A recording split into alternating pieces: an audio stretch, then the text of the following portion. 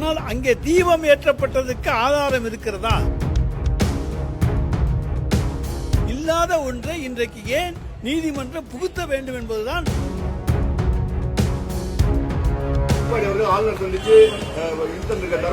இதை போல மிகப்பெரிய வேடிக்கை ஒண்ணுமே கிடையாது. 10 வருஷம் நாட்டை ஆண்டு கெடுத்து குட்டிச்சுவராக்கி தினம் மதுரை உயர்நீதிமன்றத்திலே உயர்நீதிமன்ற நீதியரசர் ஜி.ஆர். சாமிநாதன் அவர்கள் அளித்த தீர்ப்பை எதிர்த்து மாவட்ட ஆட்சித்தலைவர் மற்றும் ஒரு 10 நபர்களுக்கு மேற்பட்டவர்கள் மதுரை உயர்நீதிமன்ற கிளையிலே மேல்முறையீடு வழக்கு தாக்கல் செய்து திருப்பரங்குன்றம் மலை மீது இருக்கக்கூடிய தீபத்தூணிலே தீபம் ஏற்றுகிற வழக்கம் என்பது தமிழ்நாட்டிலே கிடையாது. தமிழ்நாட்டிலே எந்த ஒரு கலாச்சாரத்தையும் பண்பாட்டையும் நாம் பின்பற்ற வேண்டும். அதற்கு முன்னுதாரணங்கள் இருக்க வேண்டும். எனவே அந்த அடிப்படையிலே திருப்பரங்குன்றத்தினுடைய அந்த மலையிலே இருக்கக்கூடிய தீபத்தூணிலே தீபம் ஏற்ற அனுமதிக்க கூடாது என்று அவர்கள் கேட்டார்கள். ஆனால் இன்றைக்கு நீதியரசர்கள் மாவட்ட ஆட்சித்தலைவர் தலைமையிலே அங்கே நம்முடைய அறநிலையத்துறையை சேர்ந்த அதிகாரிகள் மற்றும் சிலர் சென்று பொதுமக்களுக்கு மட்டும் தடை விதித்து அங்கே தீபத்தூணிலே தீபம் ஏற்ற வேண்டும் என்கின்ற ஒரு உத்தரவை சட்டத்துக்கு புறம்பாக இன்றைக்கு தந்திருக்கிறார்கள். எனவே அதன் மீது தமிழ்நாடு அரசும் இந்த சமய அறநிலையத்துறையும் மேல்முறையீடு வழக்கு தாக்கல் செய்ய இருக்கிறது. பொதுவாகவே ஒரு இடத்திலே ஒரு சம்பவம் நடக்க வேண்டும் என்று சொன்னால், அந்த தீபத்தூணிலே தீபம் ஏற்ற வேண்டும் என்று சொன்னால், நீதியரசர்கள் இதற்கு முன்னாலே அங்கே தீபம் ஏற்றியிருக்கிறார்கள், அதற்கான ஆதாரங்கள் இருக்கிறது என்பதை கண்டறிந்து அந்த ஆதாரங்களுடைய அடிப்படையிலே நாங்கள் இன்றைக்கு அனுமதி தருகிறோம் என்று சொல்ல வேண்டும். ஆனால் எந்த விதமான ஆதாரங்களும் கிடையாது. இன்றைக்கு பெருந்தலைவர் காமராஜர் ஆட்சி நடந்தது, ராஜாஜியினுடைய ஆட்சி நடந்தது, புரட்சித் தலைவர் எம்ஜிஆர் ஆட்சி நடந்தது, அதே போல ஜெயலலிதா அம்மையாருடைய ஆட்சி நடந்தது, தலைவர் கலைஞருடைய ஆட்சி நடந்தது. இப்படி பல்வேறு ஆட்சிகள் நடந்தன. எந்த காலகட்டத்திலும் யாருமே தீபத்தூணிலே நாங்கள் தீபம் ஏற்ற வேண்டும் என்கின்ற அந்த கோரிக்கைக்கு வரவில்லை. ஜெயலலிதா அம்மையாருடைய ஆட்சி காலத்தில் வந்தபோது அதை எதிர்த்து அங்கே கூடாது, நாங்கள் அனுமதிக்க மாட்டோம் என்கின்ற கருத்தை தான் சொன்னார்கள். ஆனால் இன்றைக்கு நீதியரசர்கள் இங்கே இப்படி ஒரு கோரிக்கை எங்களுக்கு வந்திருக்கிறது, எனவே அதன் அடிப்படையிலே திருப்பரங்குன்றத்துடைய மலை அந்த தூணிலே நீங்கள் தீபம் ஏற்ற அனுமதிக்க வேண்டும் என்கின்ற உத்தரவை தந்திருப்பது முழுக்க இன்றைக்கு நீதித்துறையை நாம் என்னவென்று சொல்ல முடியாது, அதை களங்கப்படுத்தவும் முடியாது. ஆனால் அது ஒரு சட்டத்துக்கு முரண்பாடான ஒரு செயல் என்கின்ற காரணத்தை அடிப்படையாக வைத்து நாங்கள் உச்ச நீதிமன்றத்திலே வழக்கு தொடர எங்களுக்கு முழு உரிமையும் உண்டு. தமிழர்களுடைய கலாச்சாரம் பண்பாடு பாதுகாக்கப்பட வேண்டும். அதுதான். யாரும் போய் கேட்கல. யாரோ ஒருத்தர் போய் கேட்டா அந்த ஒருத்தர் கேட்டதுக்காக வேண்டி நாங்கள் அனுமதி கொடுக்கிறோம் என்று சொல்லுவது முழுக்க தவறு. எனவே இதுவரைக்கும் இல்லாத ஒரு பழக்கத்தை, இல்லாத ஒரு வழக்கத்தை இன்றைக்கு நீதிமன்றத்தினுடைய தீர்ப்பு மூலமாக உள்ளே நுழைப்பது என்பது இன்றைக்கு உள்நோக்கம் கொண்டதாக இருக்கிறது.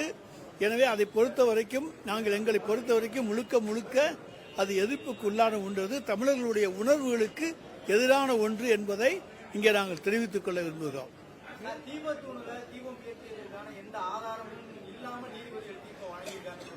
எங்களுக்கு தெரிந்தவரை நீதிமன்றத்தை, அதாவது தீபத்தூணிலே தீபம் ஏற்றியதற்கான வரலாறு சான்று என்பது ஒரு 100 ஆண்டு காலத்துக்கு கிடையாது.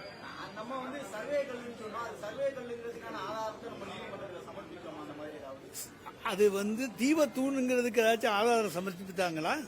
இல்லையே சார். சர்வேக்கள் அங்கே இருக்கப்பட்டது ஆங்கிலேயர் காலத்திலே அது நடப்பட்டது. மலை உச்சியிலே இருப்பதால் கொஞ்சம் உயரமான கல்லாக அது நடப்பட்டது என்று நாங்கள் சொல்லியிருக்கின்றோம்.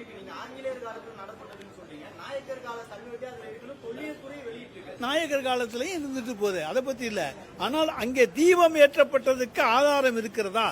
யாருக்கு? நாயக்கர் காலத்திலேயோ ஆங்கிலேயர் காலத்திலோ ராஜாஜி அவர்கள் காலத்திலோ காமராஜர் காலத்திலோ எந்த காலத்திலும் அதுக்கு இருக்கிறதா? இல்லாத ஒன்றை இன்றைக்கு ஏன் நீதிமன்றம் புகுத்த வேண்டும் என்பதுதான் தமிழ்நாட்டு மக்களுடைய கேள்வி. அதை உறுதி செஞ்சிருக்காங்க. இது எந்த விதமான ஆதாரங்களும் கிடையாது. தீபத்தூணிலே தீபம் ஏற்றியதற்கான சான்றுகள் கிடையாது. இதை தமிழ் மக்கள் ஏற்றுக்கொள்ள மாட்டார்கள். ஒரு சாரார் இன்றைக்கு இதிலே புகுந்து விளையாட பார்க்கிறார்கள். எனவே நாங்கள் அதை அனுமதிக்க கூடாது என்று உச்ச நீதிமன்றத்திலே வழக்கு தொடர்வதற்கு எங்களுக்கு முழு உரிமை உண்டு.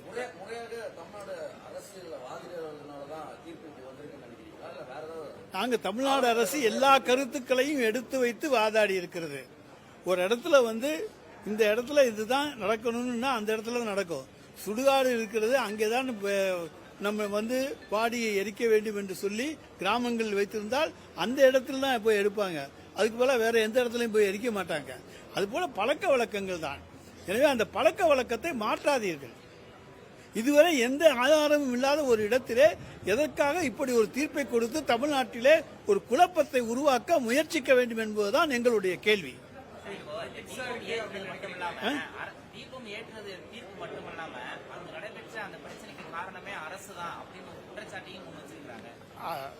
அரசாங்கத்தின் மீது எந்த குற்றச்சாட்டையும் சொல்லலாம்.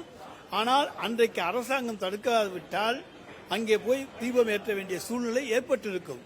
எனவேதான் இன்றைக்கு மாவட்ட ஆட்சித்தலைவர், அங்கே இருக்கக்கூடிய காவல்துறை தலைவர் போன்றவர்கள் எல்லாம் சரியான நேரத்திலே 144 தடை உத்தரவு போட்டு அதன் அடிப்படையிலே யாரும் மலை உச்சிக்கு செல்லாமல் பாதுகாத்தார்கள்.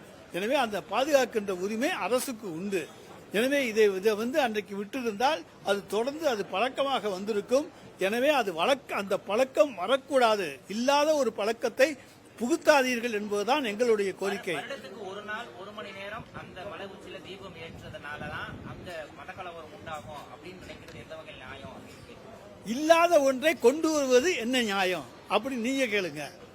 பழக்கமே இல்லாத ஒரு இடத்துல நீங்க போய் தீபம் ஏற்றணும்னு கேட்கறதுல என்ன நியாயம்? இதுல அரசியல் உள்நோக்கத்திற்காகத்தான் இந்த பிரச்சனை அடுத்தடுத்த கட்டத்துக்கு போயிட்டே இருக்கு நினைக்கிறேன். நிச்சயமாக அரசியல் உள்நோக்கம். ஏனென்றால் பாரதிய ஜனதா கட்சி தமிழ்நாட்டிலே ஏதாவது ஒரு வகையிலே மதக்கலவரங்களை உருவாக்க வேண்டும் என்கின்ற ஒரு லட்சிய நோக்கத்தோடு இன்றைக்கு செயல்பட்டுக் கொண்டிருக்கிறார்கள். அதற்கு நிச்சயமாக தமிழ்நாடு மக்கள் இடம் கொடுக்க மாட்டார்கள். எல்லோரும் தாங்கள் விரும்புகின்ற செயலை செய்கின்ற உரிமை இன்றைக்கு பழக்க வழக்கப்படி கலாச்சாரப்படி அவர்கள் விரும்புகிற செயலை செய்கின்ற உரிமை ஒவ்வொருவருக்கும் உண்டு. ஒரு கட்சி சார்ந்த விஷயத்தை நீங்க சொல்லும் பொழுது நீதிமன்ற தீர்ப்பு வழங்கியிருக்கு. சட்ட ரீதியாக அடுத்தடுத்த அணுகுமுறைகளை அரசு எந்த அளவுக்கு உறுதியாக எடுத்துக்கொண்டு அதான் அடுத்து உச்சநீதிமன்றத்துக்கு உடனடியாக எடுத்துச் செல்வோம். நிச்சயமாக அங்கே நல்ல தீர்ப்பை நாங்கள் பெறுவோம் என்கின்ற நம்பிக்கை இருக்கிறது. அரசு இன்னமும் அது தீபத்தூணா இல்ல சர்வேக்கல்லா என்ன ஸ்டாண்ட்ல இருக்கு அரசு? அது தீபத்தூண் அல்ல. அங்க இருக்கக்கூடிய சார் தீபத்தூண் தான் நீங்க உறுதிப்படுத்துறீங்களா? இல்ல தீபத்தூண் இல்லை, அதிலே நாங்கள் உறுதியாக இருக்கிறோம். இல்லங்க, எந்த காலத்திலும் ஏத்தல, நாயக்கர் காலத்திலும் ஏத்தல, எந்த காலத்திலும் ஏத்தல. ஏத்துறதுக்கான வரலாறும் கிடையாது, ஆதாரமும் கிடையாது. எனவேதான் நாங்கள் அதை சொல்லுகிறோம். அது தீபத்தூண் அல்ல. தீபத்தூண் இல்ல அப்படிங்கிற பட்சத்துல சர்வேக்கள் அப்படின்னு சொல்றாங்க. மதுரையில யானைமலை அந்த மாதிரி நிறைய மலைத்தொடர் சின்ன சின்ன குண்டு அந்த பகுதியில இருக்கு. எந்த ஒரு குண்டுலையும் இது மாதிரி கல் சர்வே நோக்கத்துக்காண்டி நடப்படல. அப்புறம் எப்படி அந்த சர்வேக்கள்னு சொல்லலாம்? அங்க இன்னொரு தர்கா இருக்கு. மத்த மலையில எல்லாம் எதுவும் இல்ல. பிரான்மலையில கூட பக்கத்திலே தர்கா இருக்கு. இல்ல, அங்க இந்த மாதிரியான சூழ்நிலைகள் எதுவும் கிடையாது. அது நானும் நீங்களும் போய் பார்த்துட்டு வந்தான் சொல்லணும். சர்வேக்கள் இருக்கா இல்லையாங்கிறத பார்த்துட்டு வந்தான் சொல்லணும், பார்க்காம சொல்ல முடியாது. ஆனால் இதை பொறுத்த வரைக்கும் ஒரு கல்வெட்டுக்கள் சொல்லுகின்றன, சர்வேக்கள் என்று சொல்லுகின்றன. ஒவ்வொன்றுக்கும் ஒவ்வொரு ஆதாரம் இருக்கிறது. ஆனால் ஒன்று மட்டும் உறுதி, அது தீபத்தூண் அல்ல. திமுக ஆட்சியில பல்வேறு துறையில முறைகேடு நடந்திருக்கலாம். எடப்பாடி அவர்கள் ஆளுநர் சந்திச்சு தரவு தந்திருக்காரு. இதை போல மிகப்பெரிய வேடிக்கை ஒண்ணுமே கிடையாது.